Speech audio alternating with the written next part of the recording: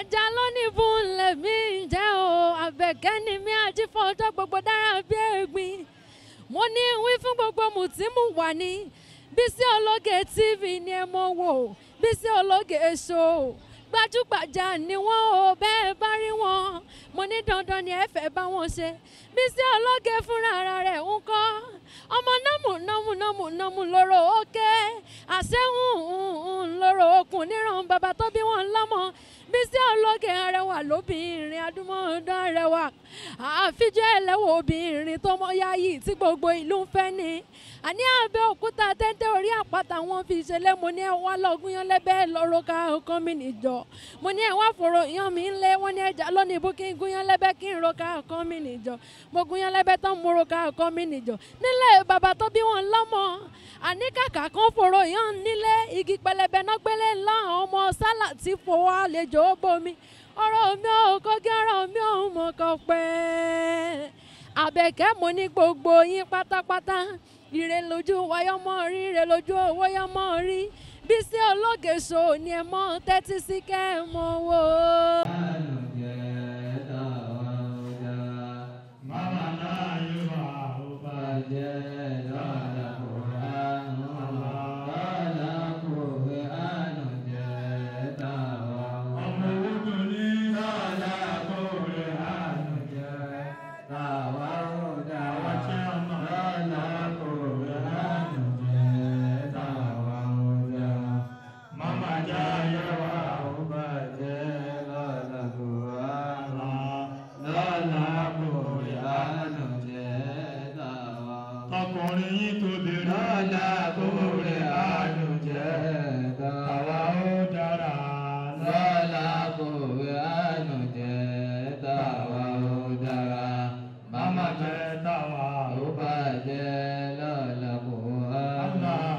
Lọ́la Kùránù jẹ́ tàwa ó dára. Èyí kí àbọ̀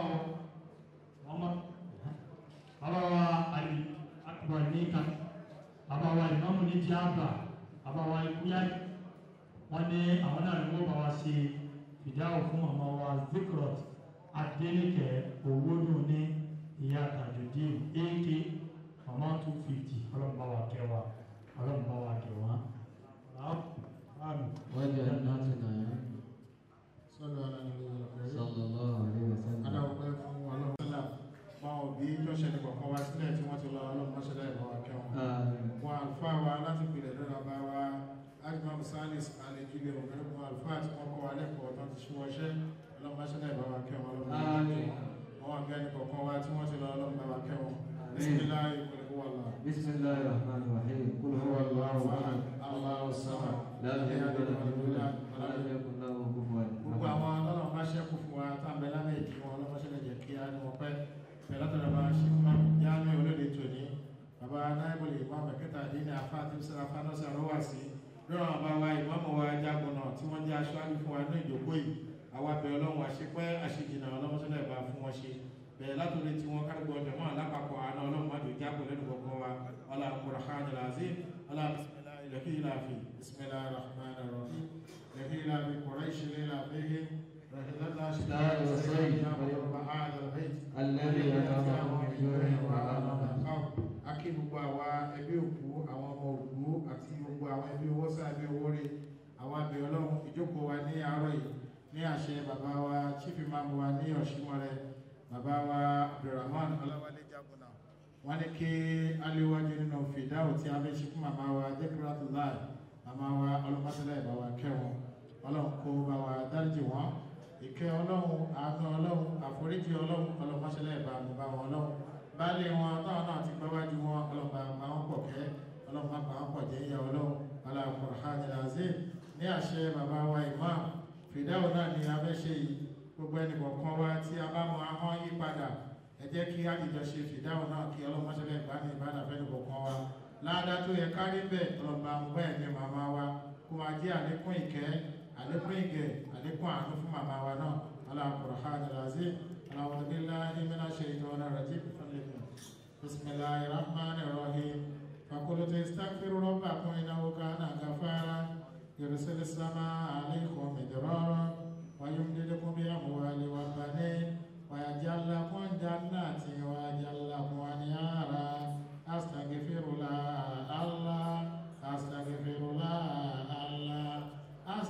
astaghfirullah Allah astaghfirullah ẹjẹ́ àjọ wí astaghfirullah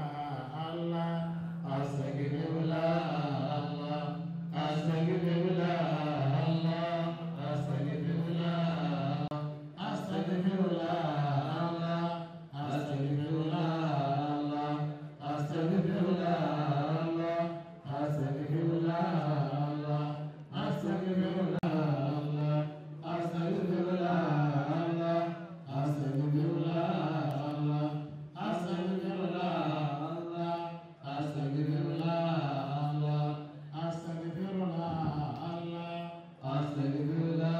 Allah astaghfirullah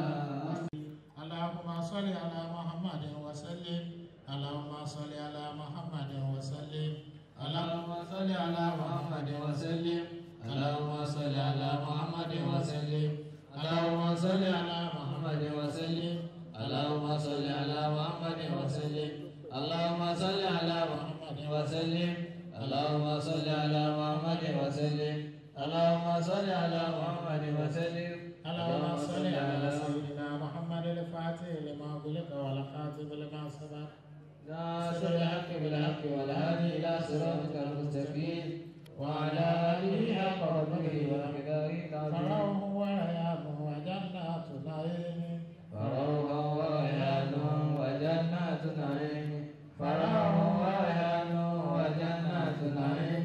فروح وريان وجنات نعيم فروح وريان وجنات فروح وريان وجنات نعيم فروح وريان وجنات نعيم يا هو يا من لا هو إلا هو يا من لا إله إلا هو يا هو يا من لا هو إلا هو يا من لا إله إلا يا هو يا من لا هو إلا هو يا من لا إله إلا هو يا هو يا من لا هو إلا هو يا من لا إله إلا يا هو يا من لا هو إلا هو يا من لا إله إلا هو يا هو يا من لا هو إلا هو يا من لا إله إلا هو يا هو يا من لا هو إلا هو يا من لا إله إلا الله وحده لا إله إلا هو والملائكة وأولي العلم قائما بالقسط لا إله إلا هو العزيز الحكيم فلم بأنه لا إله إلا الله لا إله إلا الله لا إله إلا الله لا إله إلا الله لا إله إلا الله لا إله إلا الله لا إله إلا الله لا إله إلا الله لا إله إلا الله لا إله إلا الله لا إله إلا الله لا إله إلا الله لا إله إلا الله لا إله إلا الله لا إله إلا الله لا إله إلا الله لا إله إلا الله لا إله إلا الله لا إله إلا الله سيدنا محمد رسول الله صلى الله عليه وسلم الحمد لله الحمد لله الحمد لله الحمد لله الحمد لله الحمد لله الحمد لله الحمد لله رب العالمين الرحمن الرحيم مالك يوم الدين إياك نعبد وإياك نستعين اهدنا الصراط المستقيم صراط الذين أنعمت عليهم غير المغضوب عليهم ولا الضالين آمين كما يصفون والسلام على المرسلين والحمد لله رب العالمين أرجوكم الله gbogbo fìdáwò tí a kó jọ fún ọ̀gá wa dẹ́kúrádọ́lá owó dùn ní ọlọ́mọṣẹ́lẹ̀ bá wa jẹ́ wọn ọlọ́run kó bá wa dẹ́rẹ́jẹ̀ wọn àlékún òkè ọlọ́run àlékún àánú ọlọ́run àlékún àforíjì ọlọ́run ọlọ́mọṣẹ́lẹ̀ bá wa jẹ́ wọn iwájú tí wọ́n kojú sí ọlọ́dẹ òdà wọn ẹ̀yìn tí wọ́n fi ilẹ̀ náà lókun ìyá ọlọ́run májẹ̀ kẹ́yìn náà wà ní láyé ládàá àdúrà ládàá sàrà ọlọ́mọṣẹ́lẹ̀ bá wọn ọlọ́run bàbá wa tí wọ́n jẹ́ baálé wọn náà wọn náà ti gbọ́ wájú wọn ọlọ́mọṣẹ́lẹ̀ bá wọn kẹ́ wọn ọlọ́ba àwọn kọ̀ọ̀kan wọn kọ̀ ọ̀pọ̀ jẹ́ yíyà ọlá Al-Qur'an al-Azim lábẹ́ ní àṣẹ bàbá kúfù àrẹ̀lá ìrọ̀kọ̀rá wọn jẹ́ àlékún ìkẹ́ àlékún àánú àlékún àwọn bàbá wa lọ́pọ̀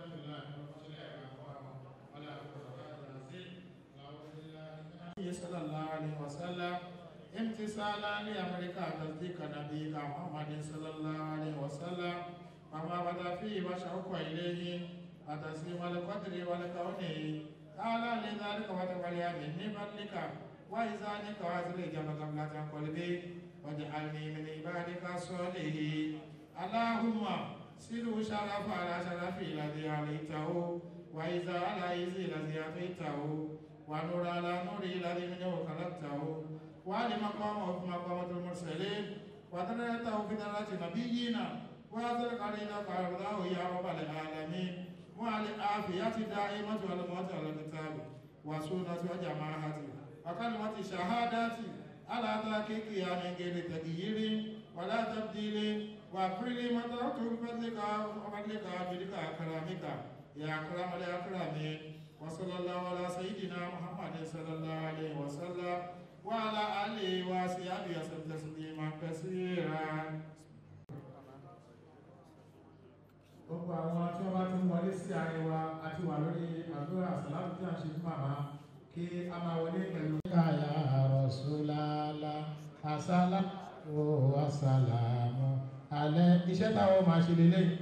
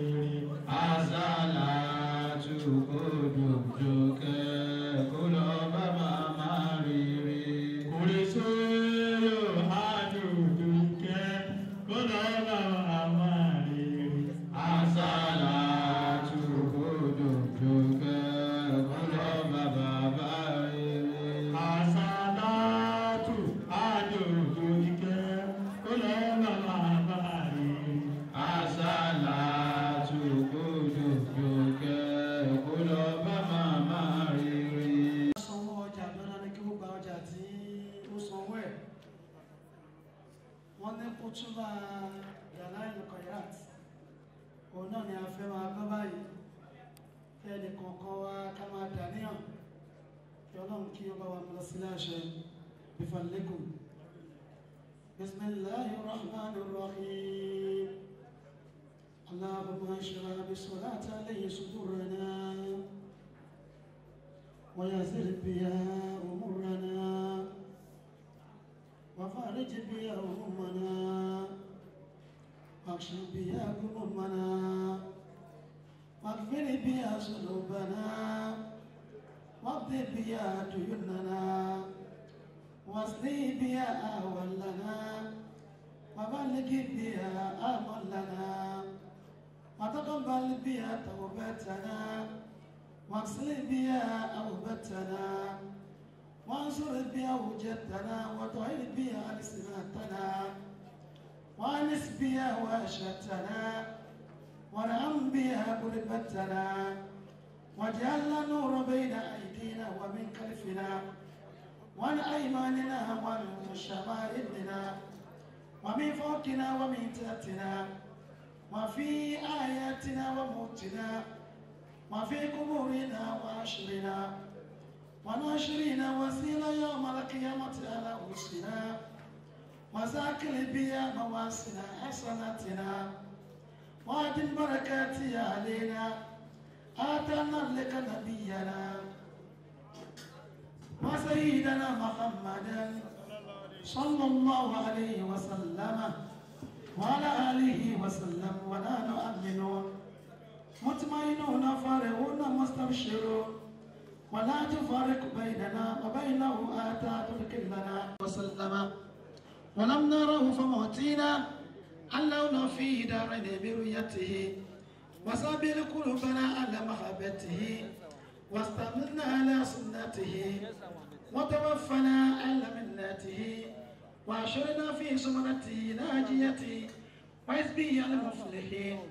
وانفعنا بما انتمت عليه قلوبنا من محبته صلى الله عليه وسلم إذا بك سيال أوفى ويسر لنا عليك ما تبع ربك وربه صلى الله عليه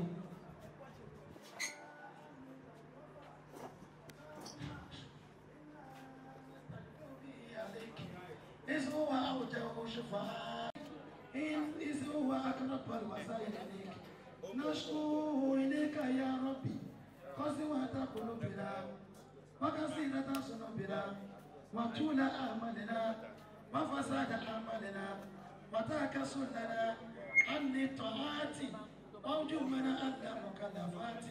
فنعم المشتكى إليه أنت يا ربي بك نستر ونستنصر إلهنا وأنفسنا فانصرنا وعلى فضلك نتوكل في صلاحنا فلا تكلنا إلى كيدك يا ربنا اللهم لا تبعدنا وببابك النقيف فلا تطردنا وإياك نسأل ولا تكلمنا اللهم يرى وتدور عنا آمين.